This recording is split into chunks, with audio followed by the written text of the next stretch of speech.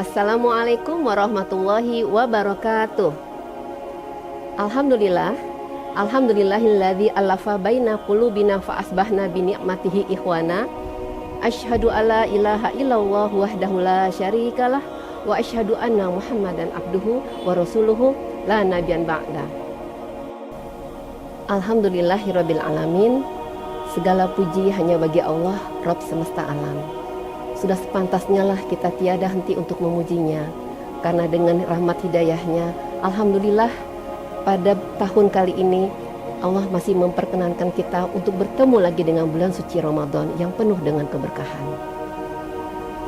Salawat dan salam selalu kita curahkan juga untuk uswatun hasanah kita, yaitu baginda Rasulullah Sallallahu Alaihi Wasallam. Bulan Ramadan, sebagaimana kita tahu, kita sering mendengar Ramadan merupakan bulannya Al-Quran.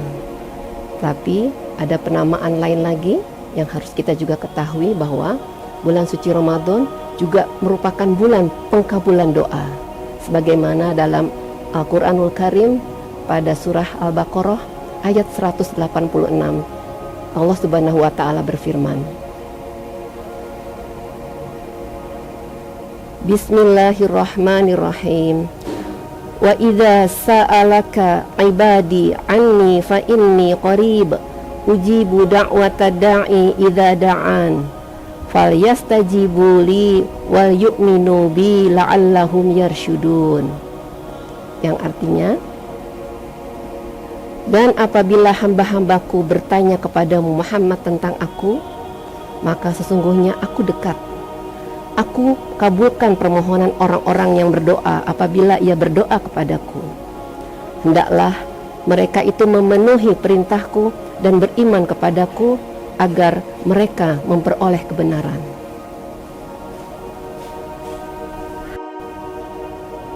Dari ayat yang tadi saya bacakan, itu merupakan suatu dalil bahwa kita diminta untuk berdoa, memohon kepada Allah.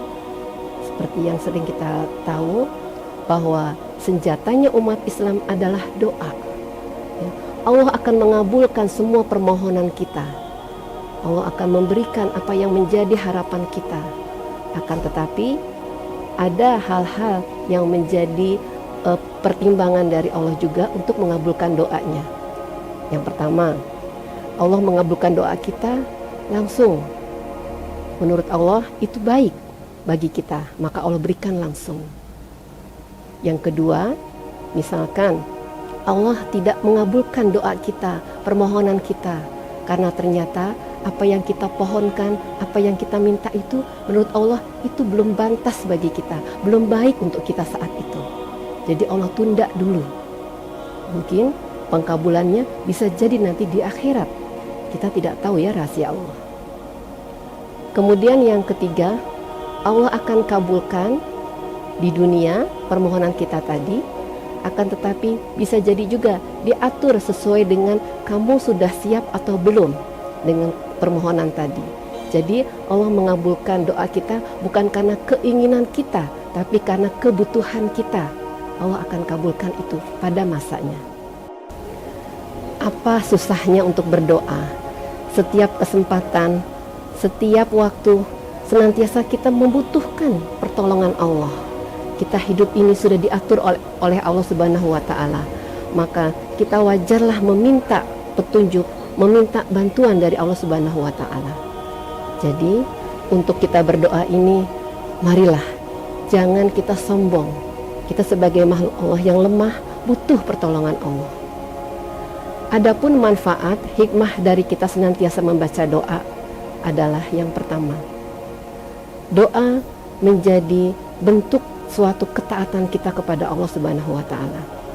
Di sini kita sebagai hambanya yang soleh dan solehah, dengan kita mengucapkan doa, memanjatkan doa, memohon kepada Allah segala kebutuhan kita, berarti kita taat kepada Allah.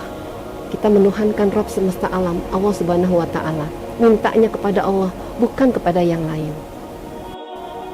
Yang kedua, doa merupakan perantara sebagai penolak bencana, di mana dengan kita berdoa kepada Allah, bisa jadi bencana yang tadinya akan ditimpakan kepada kita Kemudian kita berdoa, kita mohon, ya Allah, jagalah kami dari segala macam bencana. Akhirnya bencana itu Allah lewatkan, tidak jadi menimpa kita. Faedah yang ketiga adalah hasil doa yang kita panjatkan selalu dijamin oleh Allah Subhanahu wa Ta'ala. Tidak ada doa yang sia-sia. Semuanya Allah sudah tentukan, Allah sudah rencanakan. Misalkan kita ingin sesuatu hal, tapi kata Allah belum waktunya, nanti diganti dengan rencana Allah yang lain.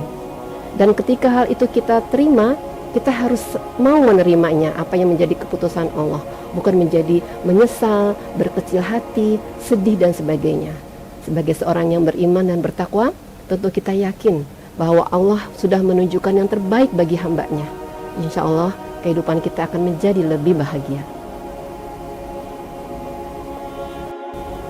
Manfaat yang keempat adalah doa membuat kita menjadi tegar, membuat kita menjadi tambah sabar dalam menjalani kehidupan di dunia ini. Dengan kita tahu bahwa keutamaan berdoa, Allah akan kabulkan, Allah akan jawab doa-doa kita. Maka ketika doa itu belum Allah jawab, belum Allah kabulkan, kita bersabar. Pasti Allah akan kabulkan ketika nanti tiba waktunya. Berikutnya, manfaat yang kelima, hikmah dari kita berdoa kepada Allah merupakan salah satu kenikmatan yang Allah berikan. Ketika doa kita terkabul, tentu kita merasa dekat sekali kepada Allah, tentu kita merasa bahagia. Nah, itu merupakan keyakinan kita bahwa Allah akan mengabulkan doa-doa kita. Selama doa itu benar, doa itu memang baik, Allah akan kabulkan. Berbeda ketika doa itu buruk, ya, untuk kita maupun untuk orang lain, pastilah Allah akan menolaknya. Selanjutnya, yang terakhir, dengan kita berdoa menjauhkan dari murkanya Allah Subhanahu wa Ta'ala. Sebagaimana Rasulullah SAW bersabda, sesungguhnya orang-orang yang tidak mau berdoa kepada Allah, dia akan mendapatkan murkanya. Para pemirsa Madin TV yang dirahmati Allah, dengan kita berdoa kepada Allah, bermunajat kepada Allah, meminta kepada Allah, insya Allah apa yang menjadi hajat kita Allah kabulkan. Kita juga mengakui bahwa dengan kita memohon kepada Allah, menunjukkan bahwa kita ini adalah lemah, manusia yang dhaif, manusia yang lemah, butuh pertolongan Allah. Dan yakinlah bahwa Allah akan mengabulkan permohonan kita, Allah akan memberikan yang terbaik bagi umatnya. Demikianlah tausiah singkat kita pada sore hari ini. Semoga apa yang tadi saya sampaikan membawa manfaat yang banyak untuk kita semua. Dan jangan lupa, marilah kita banyak-banyak berdoa, meminta kepada Allah. Semoga Allah kabulkan doa-doa kita. Mohon maaf lahir batin. Terima kasih atas perhatiannya. Wassalamualaikum warahmatullahi wabarakatuh.